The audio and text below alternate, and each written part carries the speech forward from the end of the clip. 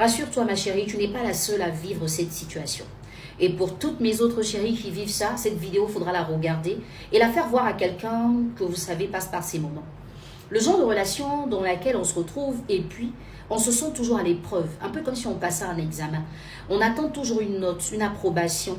À la fin de la journée, on attend un peu son relevé ou son bulletin pour voir est-ce qu'on a eu la moyenne par rapport à hier.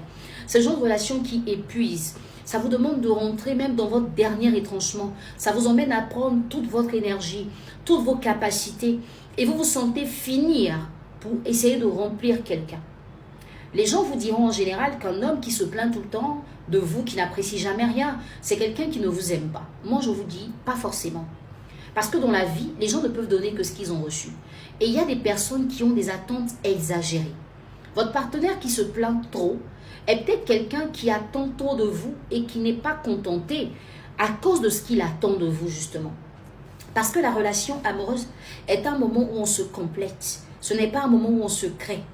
Donc, si votre partenaire est à zéro, il a l'impression que votre rôle est de le créer. Et comme vous ne faites que le compléter, il sent que c'est incomplet. C'est un peu comme si quelqu'un venait vous voir. La personne vous dit, je veux commencer un business, j'ai besoin d'argent. Votre première question, vous allez lui demander combien tu as, parce que vous voulez compléter la personne. Si c'est une personne qui avait effectivement quelque chose, elle vous dira, j'ai peut-être 200 000 sur 300 000. À ce moment, vous venez compléter 100 000.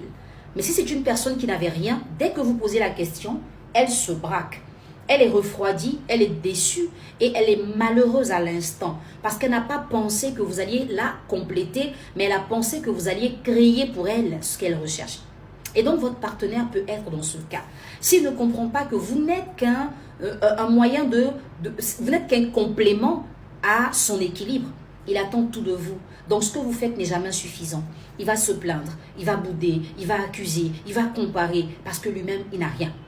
La deuxième chose, c'est que si c'est un partenaire qui n'était pas comme ça, c'est peut-être parce qu'il a perdu l'équilibre qu'il a ou qu'il avait.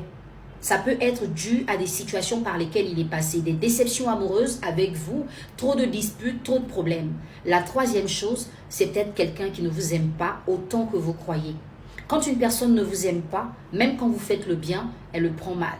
Quand une personne ne vous aime pas, elle vous trouve en excès, elle accuse toujours vos actions. C'est une personne qui n'apprécie jamais qui vous êtes parce que vous n'êtes pas celle qu'elle aime. Alors que quand elle vous aime, même quand vous n'êtes pas à la hauteur, elle voit que tout ce que vous faites est extraordinaire. Tout ce que vous faites est extraordinaire. C'est pour cela que, je le dis, on ne fait pas de coaching en ligne. C'est vraiment adapté. Et ça, c'est juste une petite idée que je donne. Par rapport à ça, vous pourrez trouver vos réponses, j'espère.